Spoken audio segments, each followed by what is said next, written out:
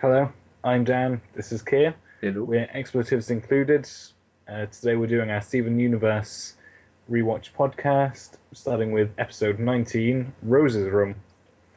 First released May 14th, 2014. Written and storyboarded by Joe Johnson and Jeff Liu, with art direction by Ellie McCalver and Ian Jones Quarterly as supervising director. So, this begins with Stephen being forever alone. hmm Eating corn. Yeah, cream corn. Green corn. That's not an English thing, as far as I know. No, I don't know what it is. Me neither. We probably could have done some research on what Colonel's crazy cream corn is. Colonel's classic cream corn. Yes, that's what it's called. Um, well, I'm assuming it's just corn and In cream into some kind of pudding type thing or something. or something. Um,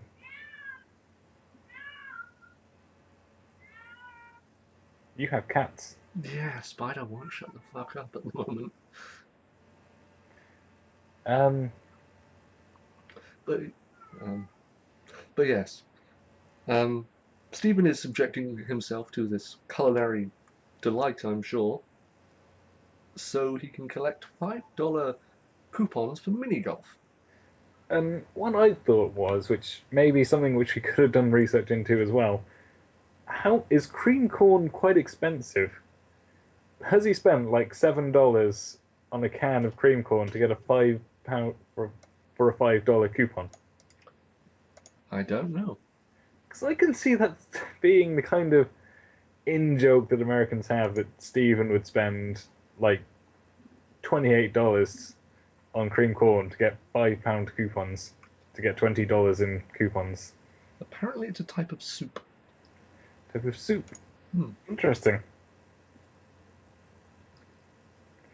That doesn't help me very much, but I'm sure that everyone knows what cream corn is. If we had listeners, I'm sure they would. Um, but well, from the sounds of it, it doesn't sound particularly appetizing.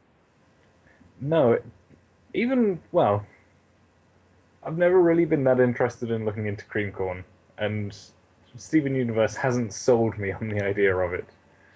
But you know what? I do like what Stephen's doing here. Well, he's just kind of playing it up for the audience or Well, his I'm imagined audience. Yeah, but I imagine it begins with him sort of doing this big thing of eating the corn. And, 4 cans of any kind of soup is quite a lot to go through. It's quite the achievement. I'm sure that Steven is proud. Well, no, he goes through this, probably eating this disgusting filth that it looks like. So him and the gems can have a nice time together. It is quite sweet, Yeah, he yes. you know he says he's gone out and got his dad's old clubs and his dad's old golf pants. Which are too big for him, but would totally fit Garnet, Yeah, which Pearl and Amethyst find quite hilarious. but they have to go out and sort something out in the Northern Hemisphere, that very small locality. It's somewhere in the north. Given that they're in the Northern Hemisphere, Yeah, they don't really give much information on their mission. They just kind of come in, show that they're well, they call in, make sure Steven's okay, and then they head out again. yeah. Um, to be honest, sort of the detail of it being in the Northern Hemisphere, I think is just a writer fuck up. How do you mean? Well, it's sort of we need a placeholder for somewhere exotic sounding. hmm So we'll just put in Northern Hemisphere, probably thinking, I don't know, Arctic Circle or something. Just placeholder and never got round to replacing it. So they could have said something like a dangerous artifact has appeared in Svalbard. Yeah, that's what makes it automatically sound a lot cooler than just Northern Hemisphere. I don't know. I think Northern Hemisphere sounds plenty cool enough. But so you prefer the idea that that they're systematically searching the entire Northern Hemisphere for this device? Well, it kind of, when we find the device, it sends out shockwaves. So I just kind of imagine it sending shockwaves that are resonating throughout the Northern Hemisphere, which is a large area. Hmm? So we know it's on top of the globe, not the bottom of it. Exactly. Turns out it's in the gem basement all along. To be honest, that might actually be bigger than the Northern Hemisphere. We don't know yet. No, we don't. Um, so they leave Stephen, and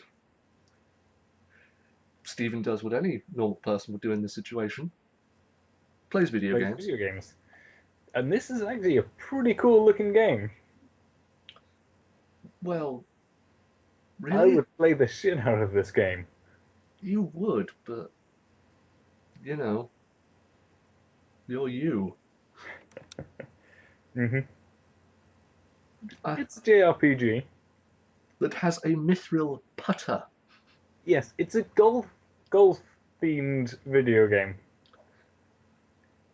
And I think he's playing it on the N64. Again, I didn't really pay attention to the console, just the game, and I see nothing wrong with this. I don't really know any JRPGs on the N64, but given I have one, I should probably look into them. Super Mario RPG? Maybe? Was that one first on 64? Yeah, Oh, I thought it was on. there was only one Super Mario RPG, and it was on the N64. I thought Paper Mario was the Mario RPG. No, Paper Mario was a different game. Oh, okay. Well, then I shall have to track it down. Along with any others. Send in your suggestions. Um, So, I imagine this whole sequence is just a reference to all manner of stuff. yeah, but come on, we need to talk about this more because it's just awesome. It's the windmill. They kind of tell the professor that they're going to go out and save the world. And the first challenge is a giant death windmill that wants to kill them. Yeah. And It, all of their names, I think it's like Ace. It's kind of references to golf.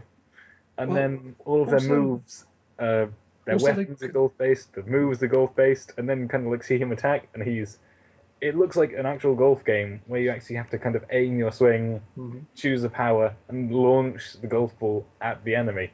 And that just seems like it's a fusion of two games that we haven't actually seen yet. And I think this is a sorely missed game from libraries. This needs to exist. Someone needs to make this. Well, you're fiddling around with games creation. Why don't you do it? No, we need someone to make a good game of No. this.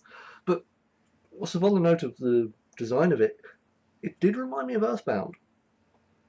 Yes, me too. Actually thinking about it, I can see parallels. It does seem quite similar, just overworld map and I guess enemy design a bit maybe And character design. Mhm. Because the kid had the putter on his shoulder. Mhm. Like, I forgot the name of the main character of Earthbound. Nez, wasn't it? Yeah, Nez. He has his baseball bat on his shoulder. Mhm. You know, that kind of thing. But then there's this secret ending thing, Yeah, he stays up all night playing the video game. which I'm certain is a Final Fantasy reference. How is staying up all night playing a video game? No, the secret ending sort of someone in cryo sleep. Oh, not that I can recollect. There's Final Fantasy VII, which has lots of people in cryo chambers, Yeah. but secret endings. The only secret ending I can recollect is Final Fantasy X, and that had nothing to do with cryostasis. Quick hint, just in case no one knows, but these are like the things which I'm not sure if everyone knows it or no one knows it.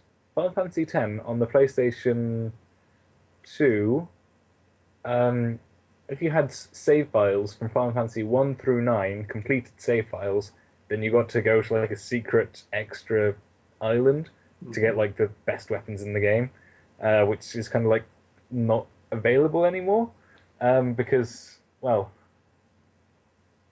no one has the PlayStation games and no one has the save files. I do actually have the HD remake. I'm not sure if the extra bonus content is just added onto it, but I don't think it should be. I think it should just be like the people who have like, Final Fantasy 1 through 9 on the PlayStation and PlayStation 2 and all the save files and the memory cards. Remember memory cards? It shouldn't be for casuals, is what you're saying. Yes.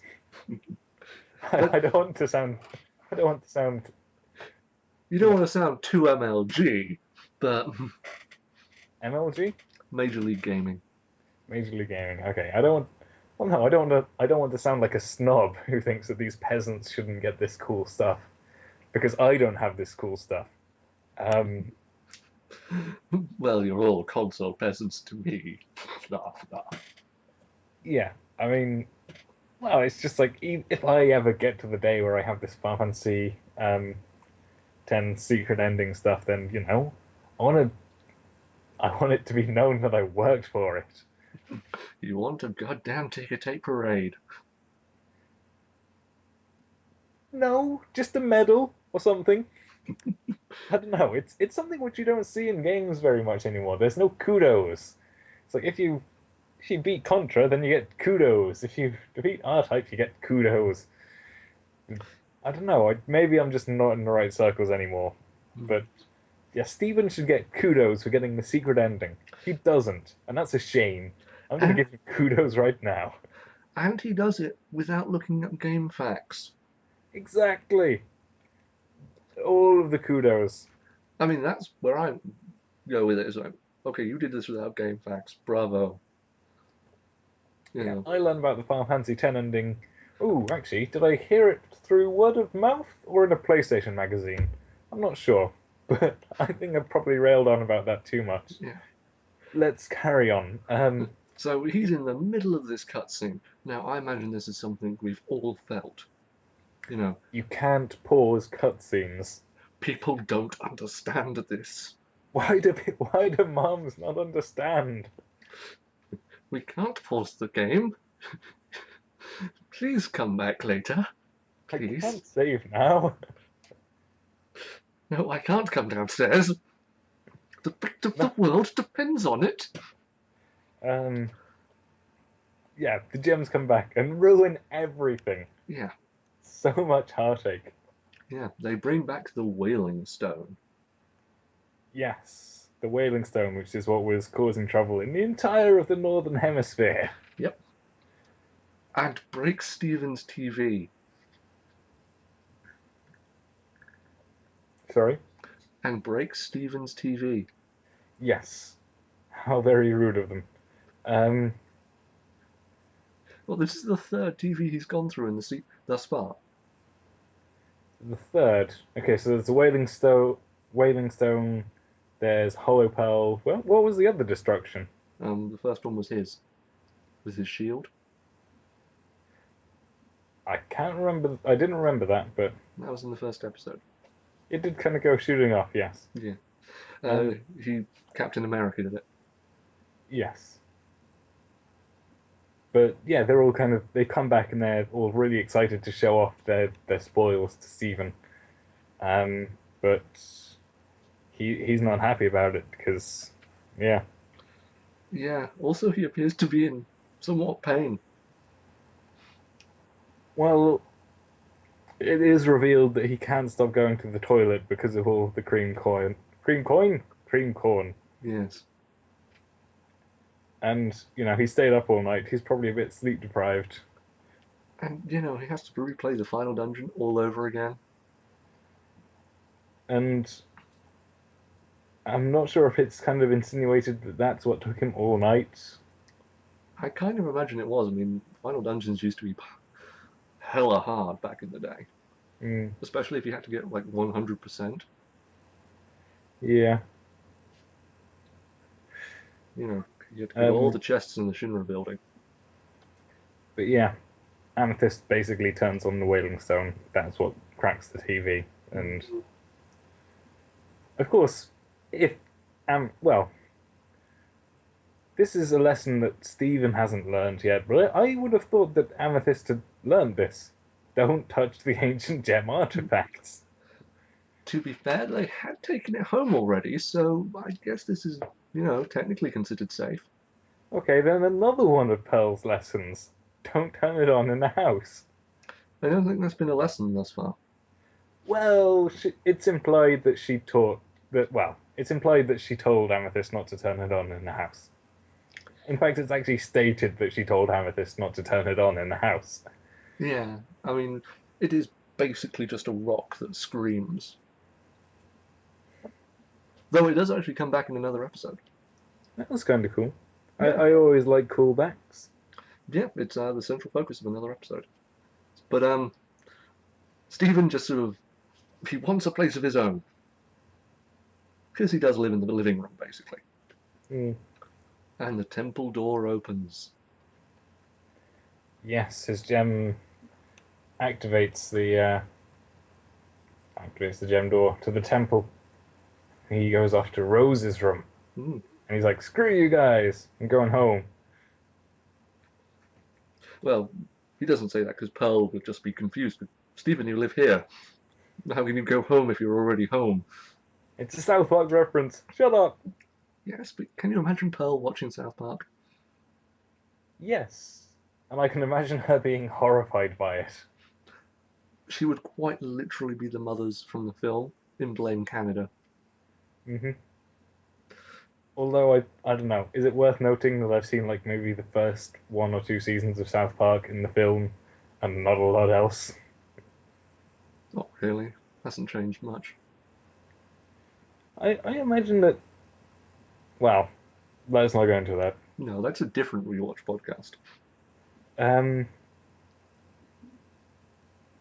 So Stephen goes into Rose's room, and it's made of clouds. ooh, actually, something else which I was going to say, which we were talking about the other night. It's already been revealed in our rewatch podcast that Garnet is two gems, Mm-hmm. because I remember we were talking about it with Connor. Yeah. There are more hints here. There's Yes, 5 points on the star of the door to the temple, indeed there are. but there are only 4 gems. Yep. And Garnet, who has 2 gems, so it's kind of assumed that her 2 component parts each have their own room, which then you suggested means that Garnet actually has 2 rooms. Yes. To screw the other guys. I mean, I imagine it's logical for her to have 2 rooms. We've seen Pearl's room and we've seen Amethyst's room, but we haven't seen Garnet's at all, have we? Not that it's been confirmed. I mean, we've seen other rooms of the temple. We don't know whose they belong to. And I'm just wondering, maybe it's something to go back and rewatch, but we have actually seen her go into the temple, into her room, and I'm Well, just we've, not sure which gem kind of glows, or maybe she goes to alternate rooms, depending on how she feels or something. I think the instances we've seen her going in, she's been taking gems to contamination. So, wow, So she's been going to the basement. okay. But it's something to look out for whenever she goes into her room. Just like see which gem lights up in the spectrum of doors. Yeah. I mean, I imagine we will all one day see her rooms. Mm. But yes, carrying on, Stephen goes into Rose's old room, Yes. which is pink fluffy clouds. Yeah. Basically, it's a holodeck. Yes, he's like, dude, what kind of a room doesn't have a bed? And then boom, a A bed bed. appears, And then he asks for a quadruple bunk bed. which is it's only about the same level as stupid as Emmett's bunk sofa, was it called? I believe so. Or the 2-tier sofa. And as someone who's, used to sleep on a bunk bed, they're not actually that great. What? No, dude. I had a bunk bed as well. They were amazing. Not when you hit your head every morning. Hey, it's only most mornings, and it's still cool. Um, so Stephen plays around with the room. He asks it to show him the secret ending. And I'm not sure if does. Okay, in your opinion, does it actually show him the real ending, I or can th- it only really show what's in Stephen's mind of what he would assume the ending was? that's what I think, but I can't say for sure. I mean, Oh, so which do you think? Sorry. I think it's only logical that the room can only show him what he wants. It can't know what is contained on the game cartridge. Because the secret ending that's shown is lame. Though I do like the bad joke at the end. I've forgotten. Did I write it down? Saving the day is just par for the course. I see. Yes, that was rather bad. Um, and then we get to the disappointment of this episode. Federation technology is still beyond that of Gems, because they cannot create real food in their holodeck. Well, yeah. It does the holodeck have real food? Yeah, it creates physical matter. It's not just hologram, but it's also replicating matter to a certain extent. Hmm. Fair enough. Because like they do have the food replicators. That's a separate technology. I wasn't sure. Well, the holodeck, the replicators, and the transporters are all combined technology. Hmm. But yes, Stephen creates a donut. He tries to bite into it, and it puffs into clouds. Well, as which he is disappointed. Hmm. Oh, has he summoned up the mini whale yet? Um, I don't know. I think he has, because I think he complains to the whale that it's like, dude, what is this? Oh yeah, he does at that point, doesn't he? He asks for a tiny floating whale. Which, is this your theory or is it a fan theory? Um, well, I can confirm the whale has a line later in the episode, if this is the theory you're referring to, and that line is voiced by Rose's voice actress. That's not what I was going for. I Oh, was going for Mini Moose. that is just a theory that's on the Steven Universe Wikipedia page that tiny floating whale is a reference to Mini Moose from Invader Zim. Because this is all. There are lots of little hints, I think, that it could actually be Mini Moose. I think it makes a sound that's somewhat similar to Mini Moose's voice. It's a little bit, and it's kind of adorable. For those not in the know, Mini Moose was a character from Invader Zim that only appeared in the Christmas holiday special Yeah, and the subsequent episodes that never got made but did get scripted, one or two of which were read at conventions by the actual voice actors. yeah. And what was the name of the woman who Rebecca Sugar? Rebecca Sugar has been confirmed as a massive Invader Zim fan. Yep. And also, further on in the story, this room becomes incredibly creepy. And one of the Invader Zim episodes is basically Zim sending Dib And a bus to full of school children. and the other kids, but we don't care about those guys. They're just Uh, jerks. into space, into an alternate dimension, which the temple is, to a room which is horrifying, as this room becomes, with a moose, Eating walnuts. which is somehow terrifying. But haven't seen any walnuts in the Steven Universe uh, room, but it's alternate dimension, it's room, it's creepy. It's got a floating little animal which makes mini moose noises. I Mm. think it's a reference to Mini Moose. I think it's a fair suggestion. Um, Of course, I completely missed it until you pointed it out, but as soon as you did, everything just fell into place. though, on a side note here, why isn't Tiny floating whale merch Why isn't there any merchandise? of Tiny float? Well, just in general, but of Tiny floating whale. That'd make a brilliant plush. Um, I don't know. I guess they just don't have Spaceballs levels of merchandising. They've done no merchandising. It makes me sad. Mm. Um, so Stephen decides he wants to go out for donuts, Hmm. and the magical door appears. Which leads him out of the room. Yes, and no one's around. So Mm. he goes to the big donut.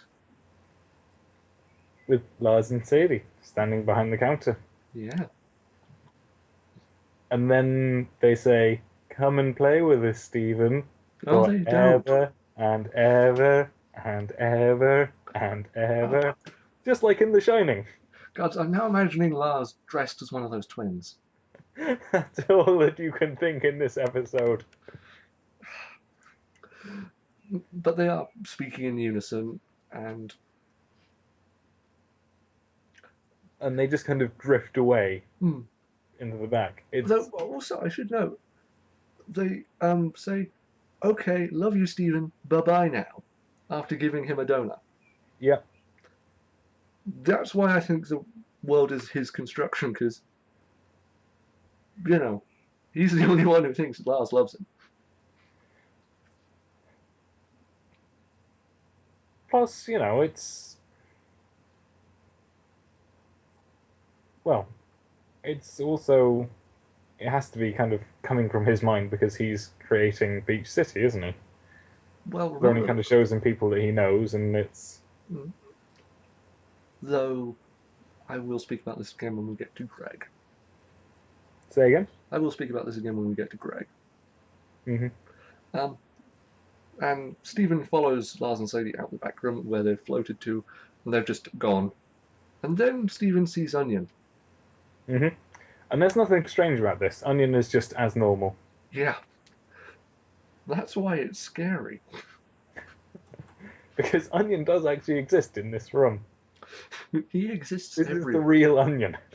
Onion exists everywhere. He's in all spaces and all times.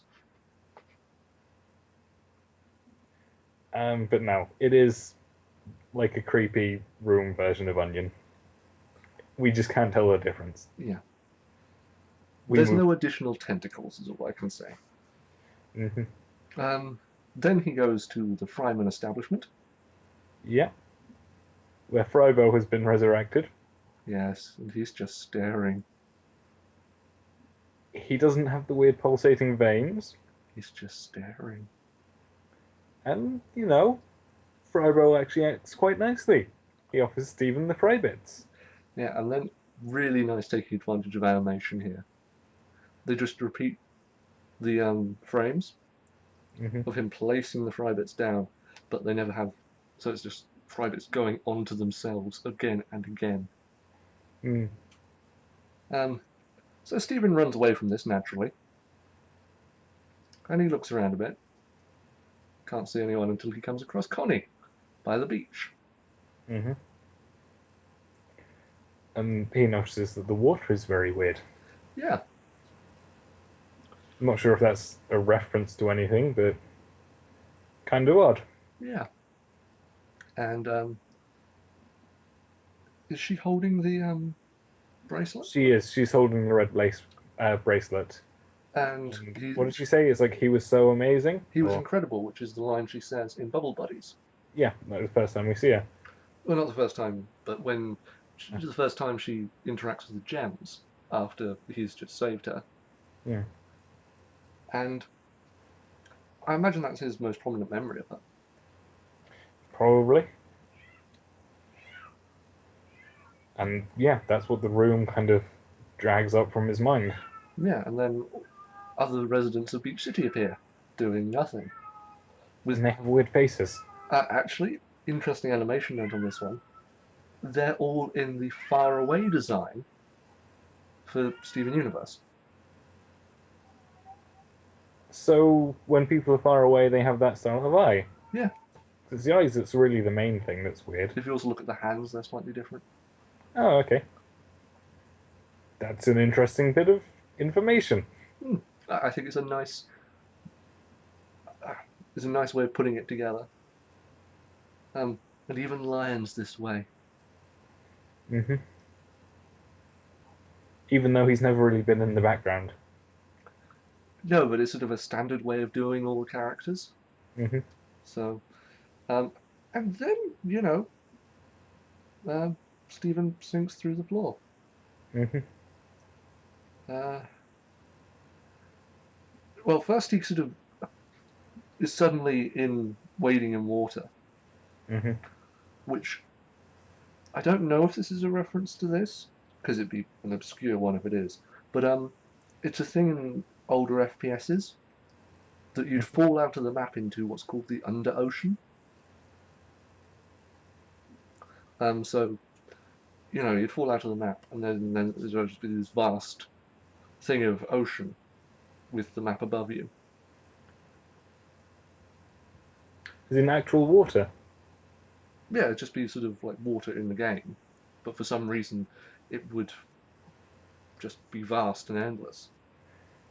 Um, okay, I'll say this now. I was going to save it for later, but I can't remember. Again, this is like memories from yesteryear. When the world like starts disappearing, it kind of goes away in kind of jagged chunks. Yeah, And I'm not sure why, but that just kind of evoked some kind of distant memory for me. It's like I've seen this before. I know this happened somewhere. And the only thing that I can really remember, well, the only thing that I can think that it might be is like old-fashioned 3D games where it's just kind of rendering errors or yeah. is Okay. that a reference to this? Has anyone else noticed that? Am I just remembering stuff that's never happened or I've certainly come across similar animation errors before. Um, I also think it might be a reference to certain sci-fi movies.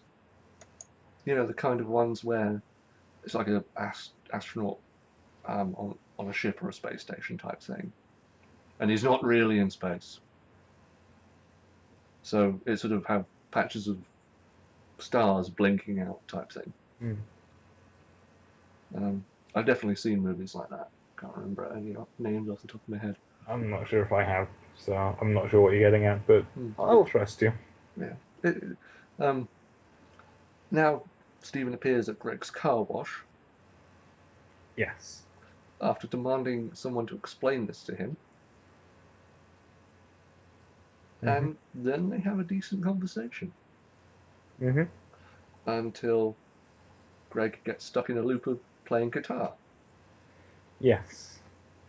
Um, well, first off, he gives a bit of advice that doesn't really make sense. Stephen picks up on it, and then it kind of goes into. I think it's just like the idea is planted in his head that this isn't right, and then suddenly it starts Mm. being less so. But I think the reason it works well with Greg is because this is Rose's room, and she's probably simulated Greg before. Or at least she's. Greg is someone that Rose knew, and Hmm. depending on how the room works, it would already have like a blueprint, not because she's created Greg, but just because she's remembered Greg and she's known about him. And if it is kind of like a brain reading type scenario, then it'll already have the blueprints. Hmm. Yeah.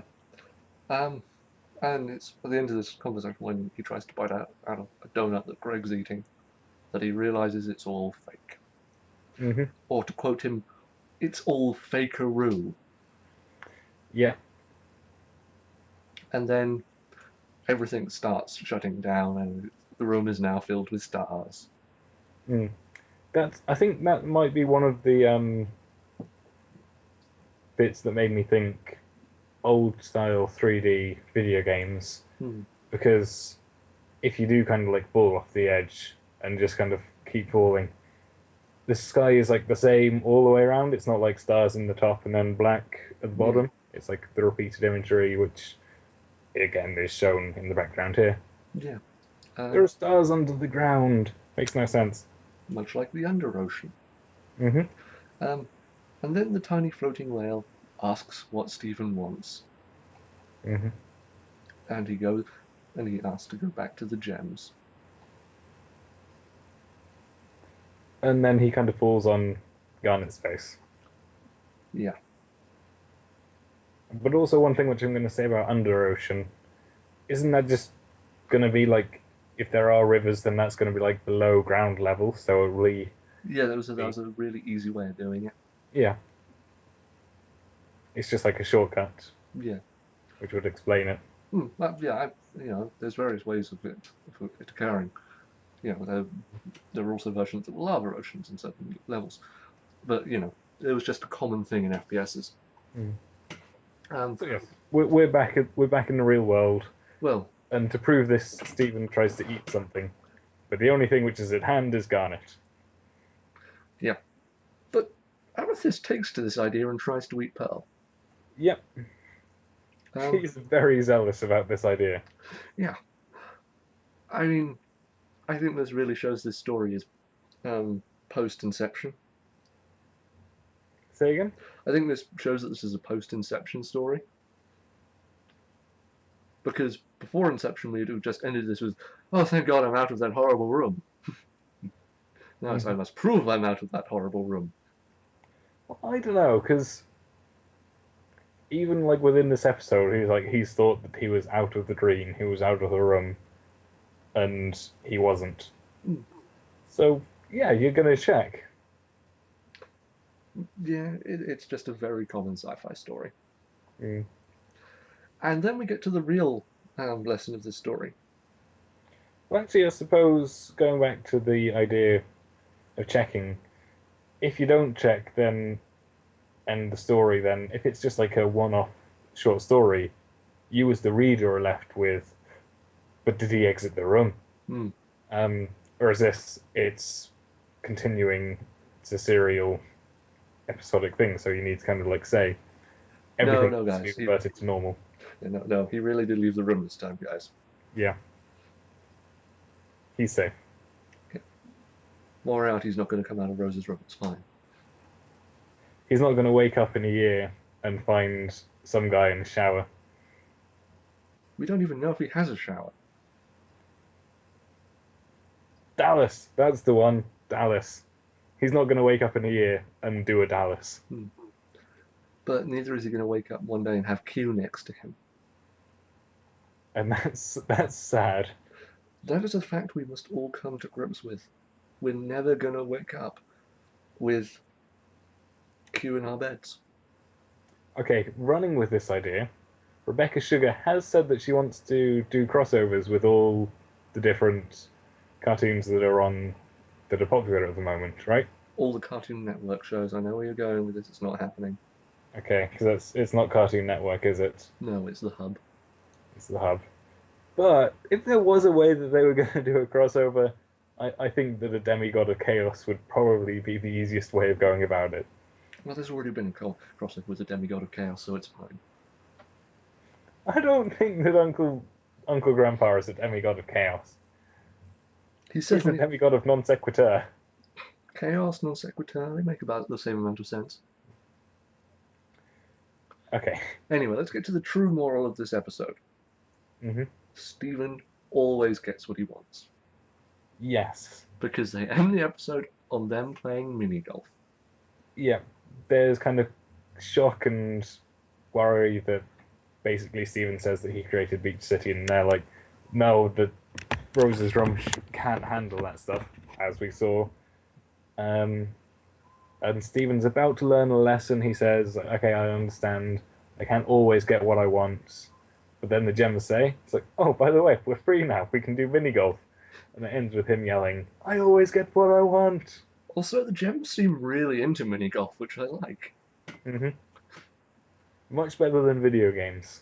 Yeah, I kind of like the idea that they actually do find things to bond over. That it's not just humouring Stephen. The Though, bit which I like about the end piece hmm is that Garnet is actually wearing Greg's old golf trousers.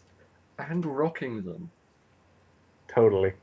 But you realise this episode does lead into a potential crossover with Gravity Falls.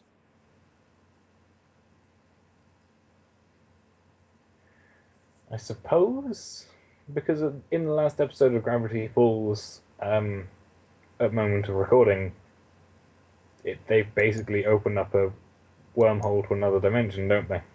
I wasn't actually thinking of that. Carry on then. There's a mini golf episode in Gravity Falls. Mabel and Dipper are considered the mini golf champions. Right, so we're giving our opinions on episode 19, Rose's Room. Yeah. I quite like it. I think it's a really strong episode. Well, I don't know. It's an enjoyable episode. It's got the things that I like. hmm It doesn't have action really, but it's kind of the sci-fi stuff. It's the fantasy world of the gems. It's gem magic. It's gem technology. hmm It's weird magic stuff that is really fun to explore and see what they do with it.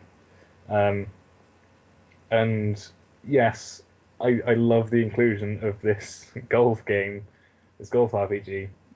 I just want to know more. I'm intrigued. You want the golf RPG. I want golf RPG. Um, yeah, it's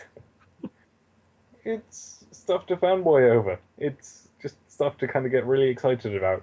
Hmm. Um, and yeah, then we kind of go into, well, it's kind of darker. It's kind of a creepy episode, but That's compared to because the old Frybo was ones, in it. compared to actual Frybo, compared to Cat Fingers, compared to So Many Birthdays, it's not overly so. It's a good level. I think this is a good level of kind of creepy, um, because it doesn't make you go, "Oh God, what is this?" It's just this is kind of creepy. This is kind of cool. I Yeah. want to see what's happening. Yeah, I did thoroughly enjoy this episode. I want more like this. Hmm. Um, yeah, it's a fun episode. I mean, I've seen this trope a lot more than you have, I think. Yeah, definitely. Um, I read a lot of sci-fi. I've seen every single episode of Star Trek at least twice. Um, but one thing I will say about this episode, I think this is when the show really hits its stride. Looking at from this episode ahead, there's very little in the way of uninteresting episodes. So I think this is sort of the start of a real good march for the season. Um, yeah, it's a fun episode. I don't really see it as anything more than that. Mm. But it's also a nice. Hey, there's this weirdly powerful object in the world now. How will we use it in the future?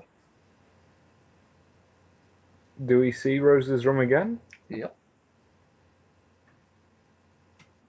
Is it actually used as a kind of a weapon or anything, or is it just we see it again?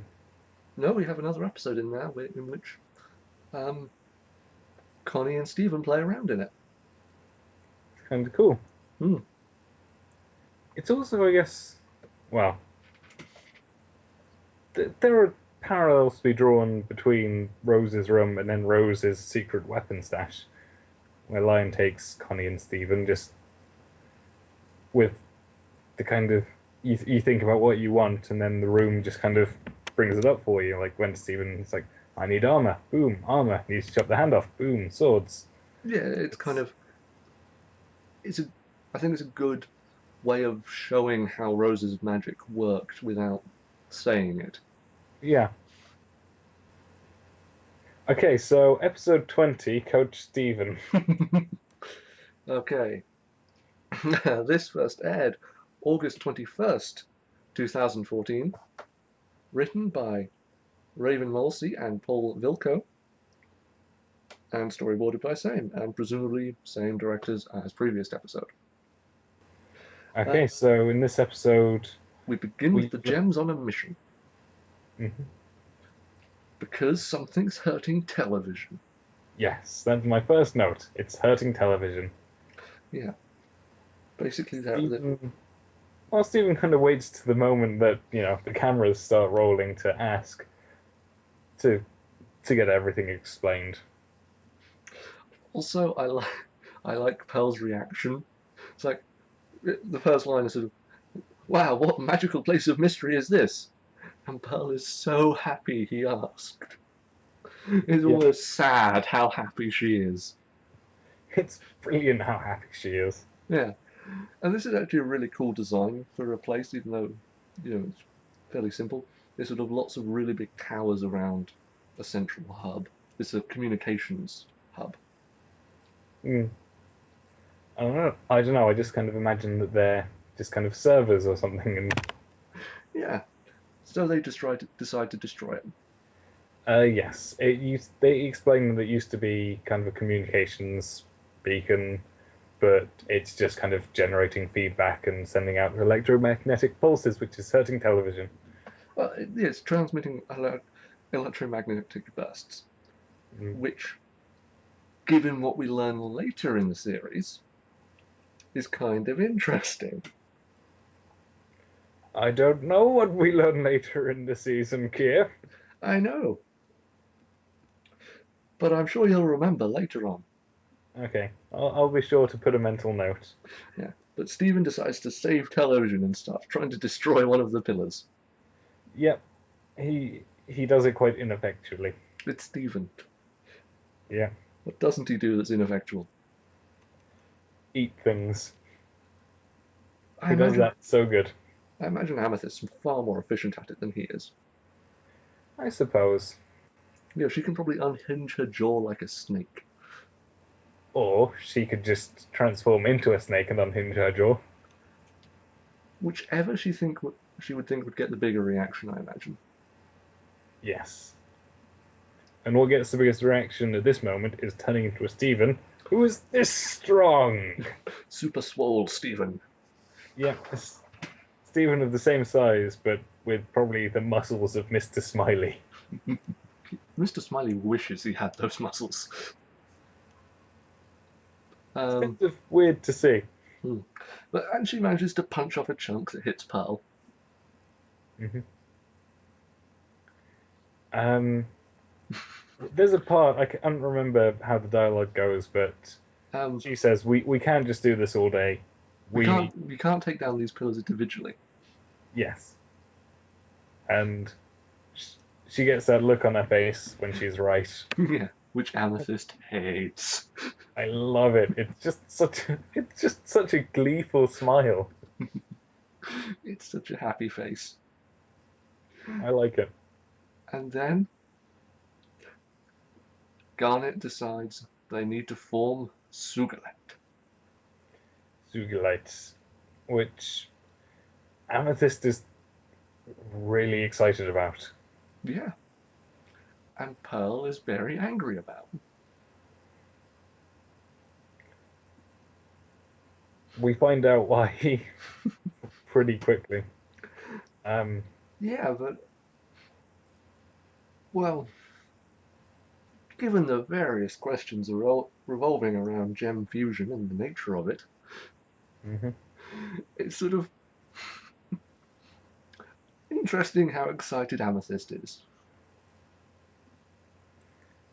Well, for Amethyst, I think because it is her mind still, they're kind of fused, so she's experiencing it as well, and Yes, but she's also just like the Hulk in Sugalite mode. She's just destroys everything. She's powerful. She's it's not their consciousnesses meld into a new being, mm, and it's sort of dissociation in those two consciousnesses that cause them to break apart. If that makes sense. I think so. And then, Amethyst makes a Daft Punk reference. I'm not sure if it is. Cause what is it that she actually says? I assume you've got the script up. Bigger, badder, better. Whereas Daft Punk, it's work it harder, make it better, do it faster, makes us stronger more than ever, hour after hour. Work is never over, which I totally know, and I'm not just reading. Oh, I thought you'd learnt it. No, I've got it written down. Hmm. And then finally, when she sort of says this, Stephen Cotton's on. Yeah, and he gets super excited as well. Because he gets to see another gem fusion. He gets to see another giant woman. I'm gonna stick with gem fusion. It sounds less weird. It's his thing. And, I think they kind of share the excitement of the audience as well, because gem fusions are cool and we want to see them all. Yeah. And sort of, I like Garnet's logic here. We don't need to be careful, we need to be huge. And they kind of do. Yeah. Pearl does not like this idea. And she suggests that Garnet fuse with her instead. She's a bit over insistent that Garnet fuses with her, to be honest. Well, given what Sugalite is like, can you not see that? Well, yes, it just comes across that, Pearl's a bit desperate. Yeah, to not see Sugalite. Yeah. Also, Pearl tries to cover Steven's eyes when they're fusing. Yeah, he's too young, maybe, to see this kind of sexy dancing. But yes, they fuse and form a thoroughly giant woman.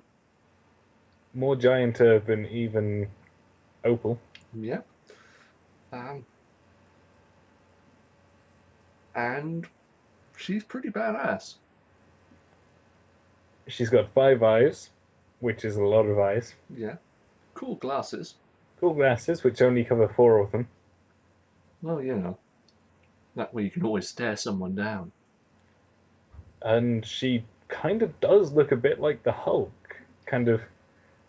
Her clothes get torn in places. Mm. She's big, rippling with muscles, just hench as anything. She also kind of looks like an Oni. She's got sort of kind of tuskish teeth. Yeah, and well, I was going to say like an ogre or orc or something, which kind of similar to. Well, she's also more classically coloured for an Oni. She's purple, I think. Yeah, she's quite purple. And has 4 arms.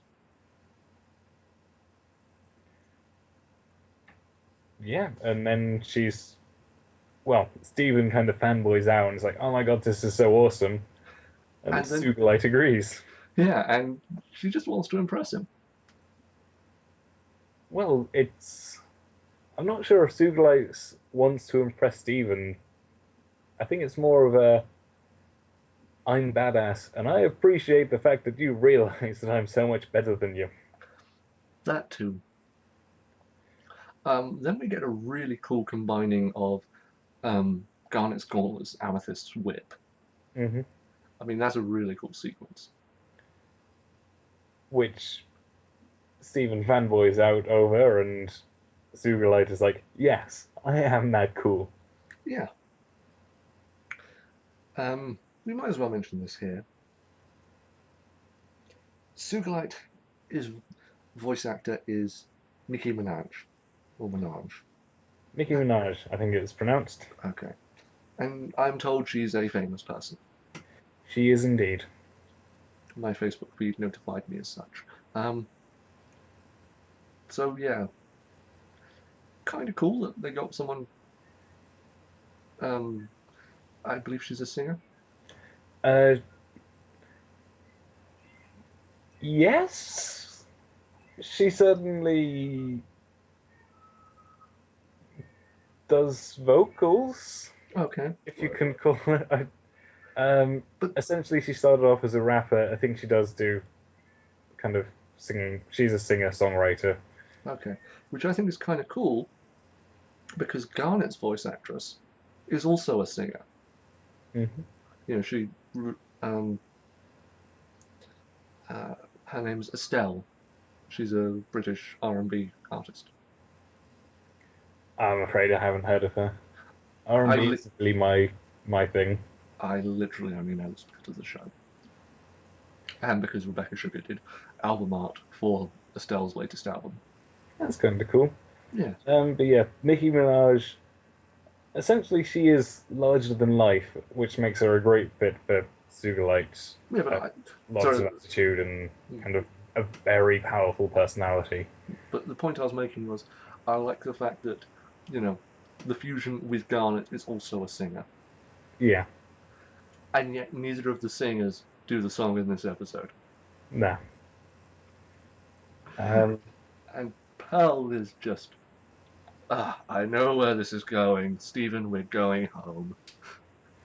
well, actually, it's only after she starts wrecking stuff and a giant piece of debris kind of goes straight for Stephen. It's a small rock. It's a giant rock which she kicks in half, and then a bit of debris from that hits Stephen. Yeah. The rock which is originally in a projectile course for Stephen is twice as large as him. Hmm. Which I honestly don't believe either Amethyst or Garnet would ever let that happen. No, but Zugalite would. But Sugala is a combination of their two personalities. Yeah, and certain parts are going to get accentuated, and some bits are going to get quelled, and Sugalite is just arrogant, not observant. Yeah, So she's the neither of them would have let that happen, and if they noticed, then they might have changed back. But yeah, she's just completely self obsessed and mm, doesn't even realize what's happening. kind of like the opposite of Opal, Hmm. who is actually a very good fusion, Yeah, which is kind of interesting given that fusions are a metaphor for relationships.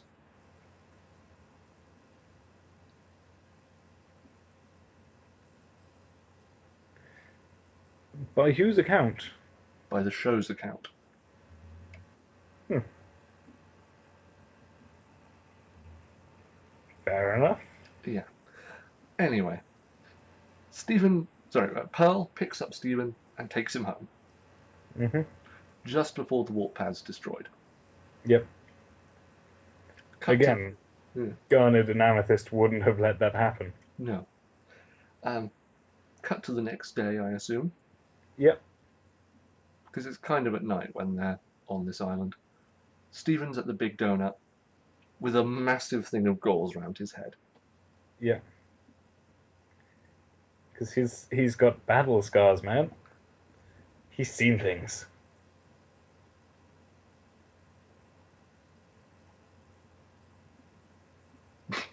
And then they just make fun of him when they see how tiny it is.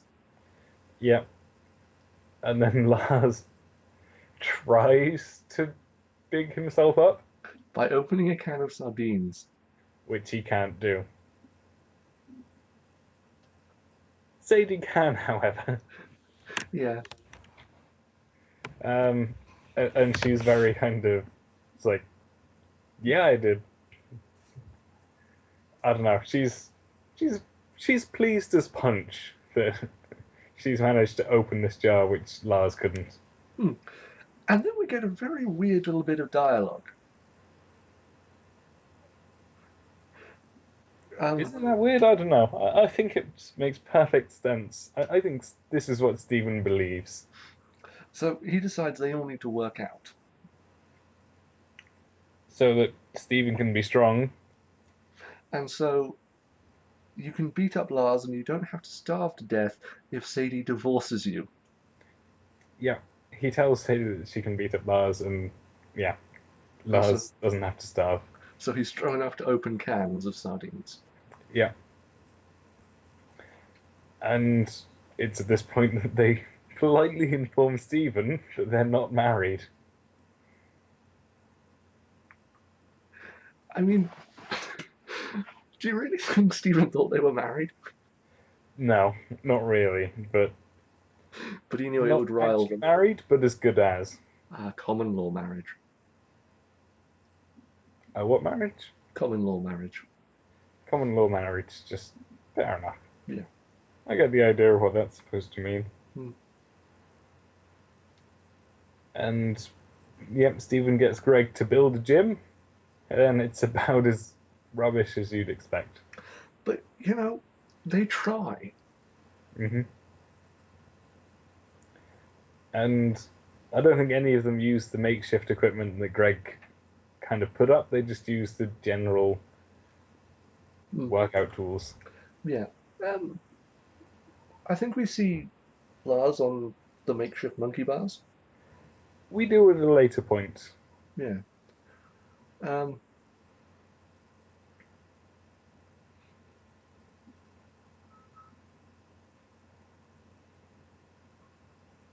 Yes. sorry, I'd lost where we were. We're just going Yeah, into we're the just workout before. montage where, well, this is where Stephen kind of tells Pearl that they're going to get strong in the real way. And then Pearl has that great song. Yes, well, actually, Stephen says is like we're going to get strong, which kind of disturbs Pearl because Zugalite really isn't the kind of person you want to look up to, because No, but I do like Stephen's impetus that he wants to be better for the team.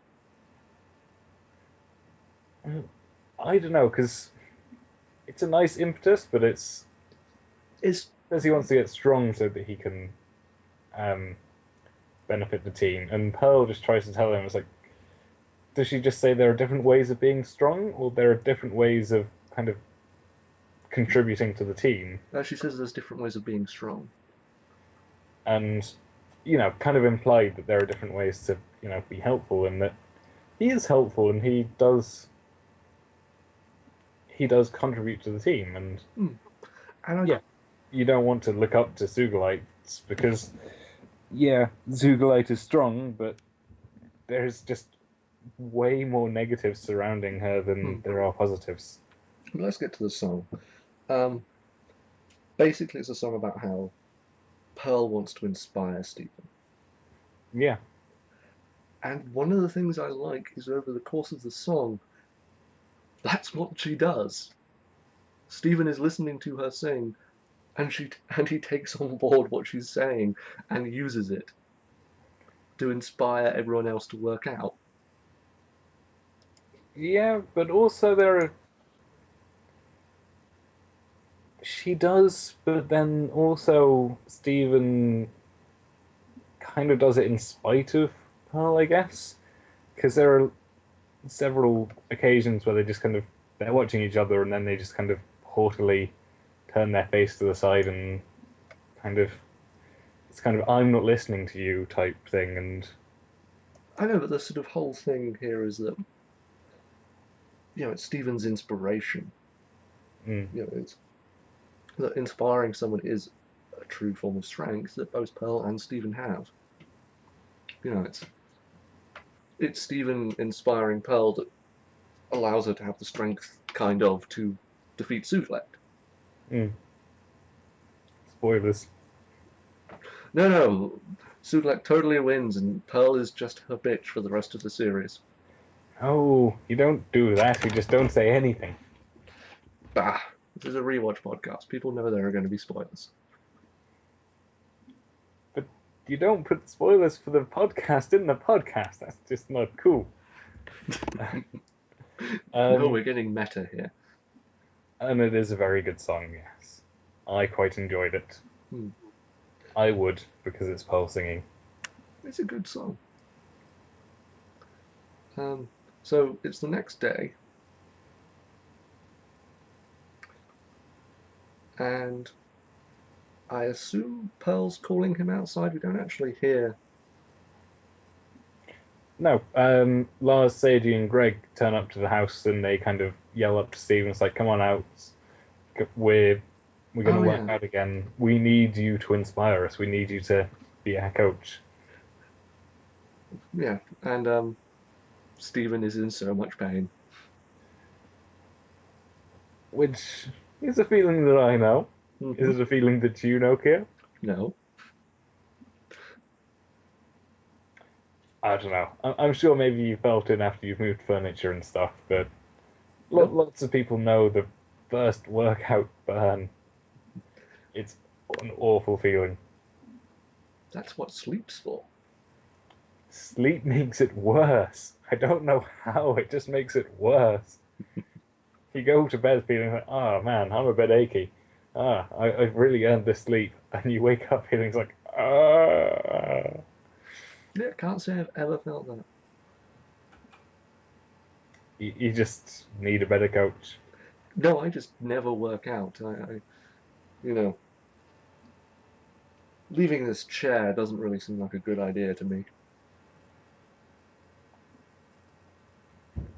But anyway, we see Sugalek marching towards them from the ocean, Yes. which seems like an Evangelion reference to me. Could well be.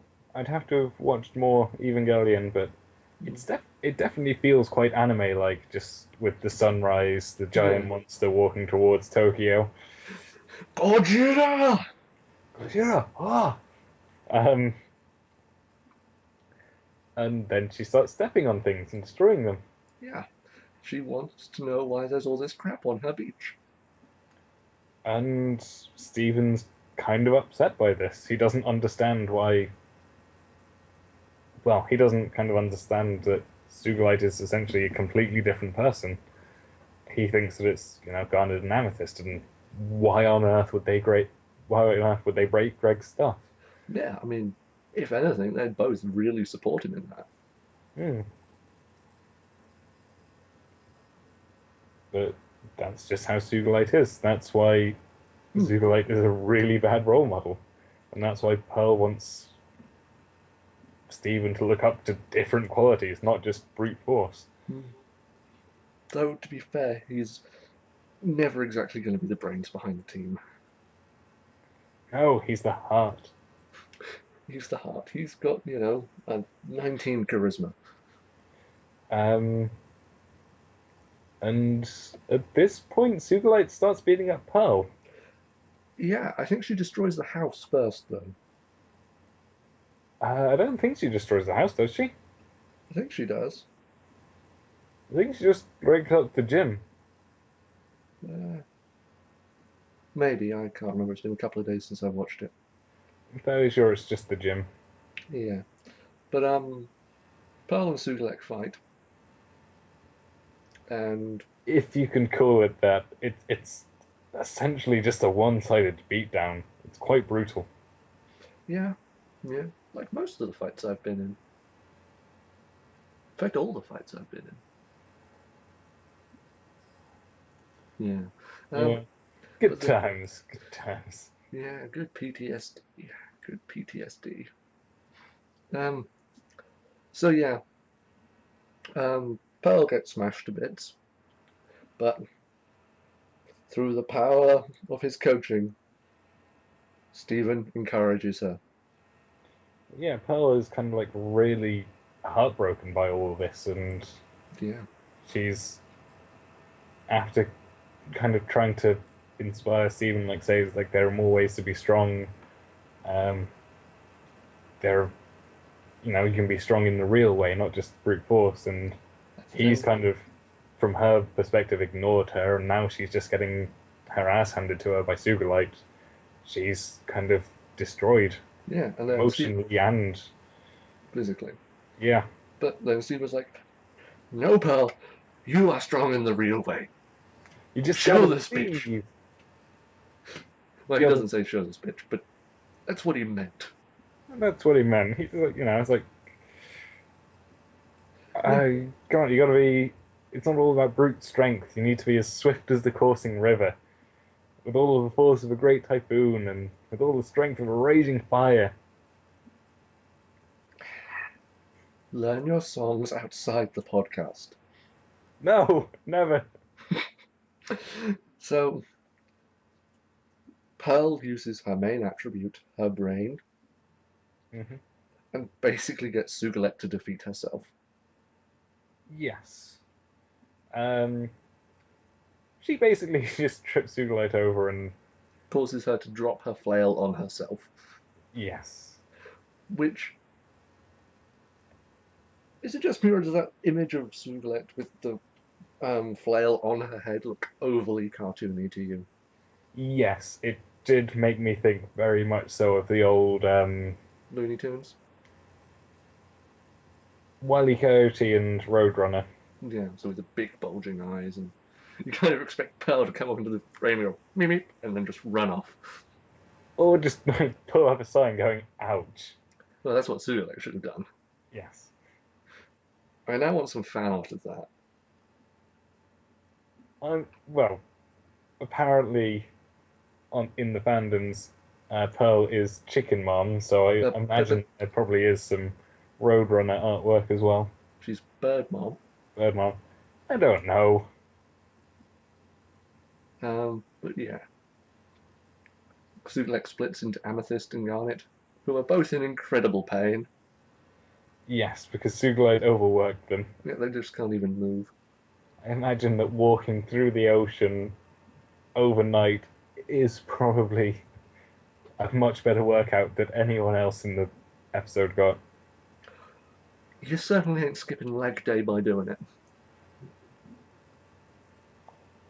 And this is like this is the lift that Pearl needed. She Yeah, feels great now. or just wants to go on a mission. She wants to go on a mission. She's trying to get Garnet and Amethyst. Is like, come on, get up, let's do something.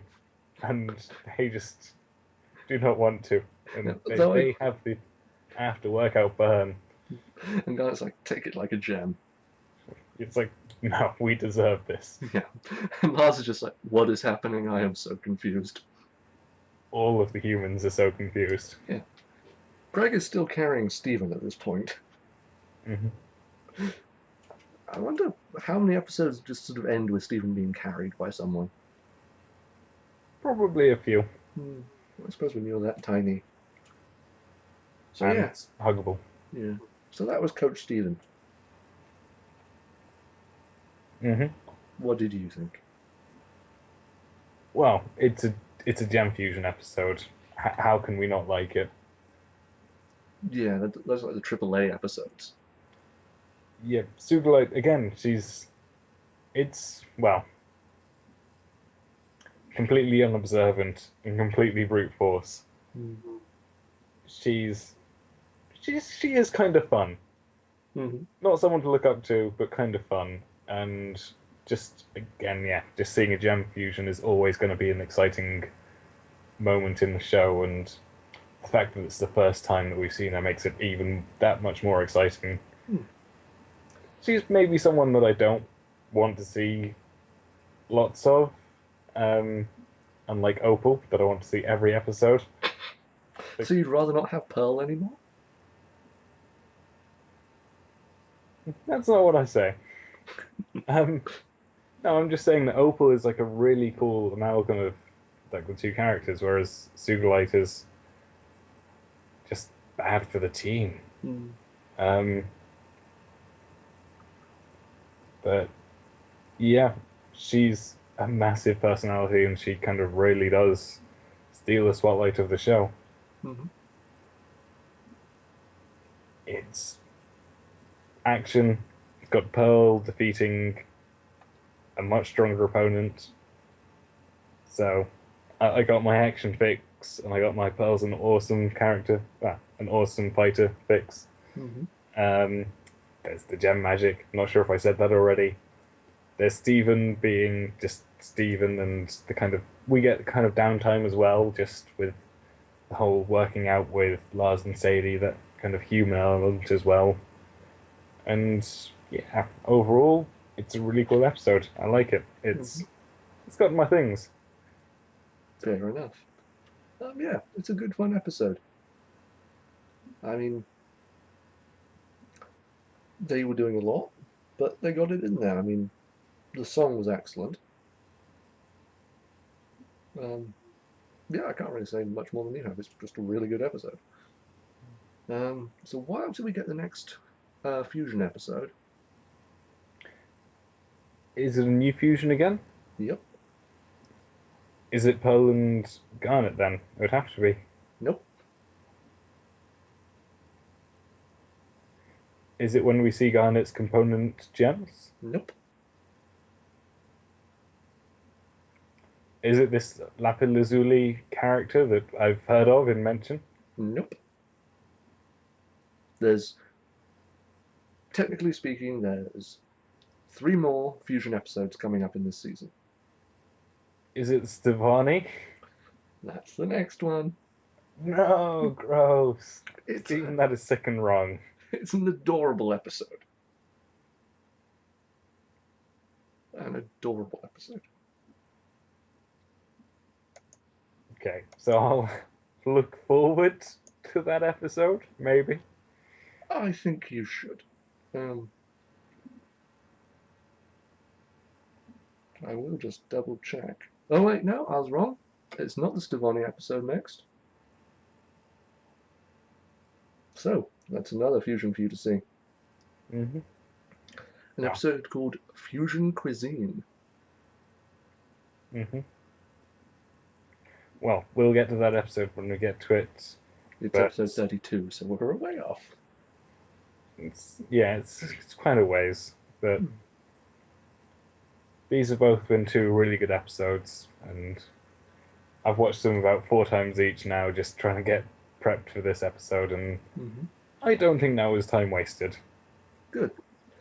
Yeah, so, So I've been Keir, and Keir's been Dan. Good night. good night.